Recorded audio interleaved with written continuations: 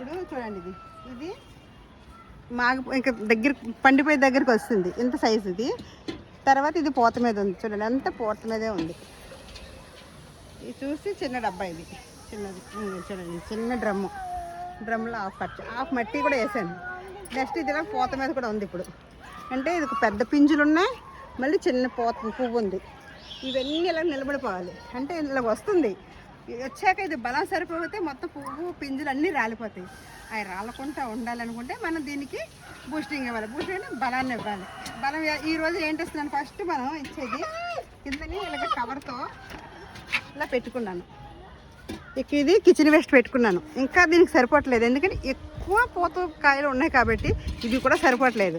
ఇంకా కొద్దిగా ఎక్స్ట్రా ఇవ్వాలి మనం. ఇప్పుడు ఏం చేస్తానంటే ఇది ఇచ్చి 15 రోజులు అయింది కాబట్టి ఈ బోన్ మీల్ ఇది, దీనికి మనం ఇలాగా ఏరుల దగ్గర మొదటిని కొద్దిగా జల్లుకుంటే అలాగే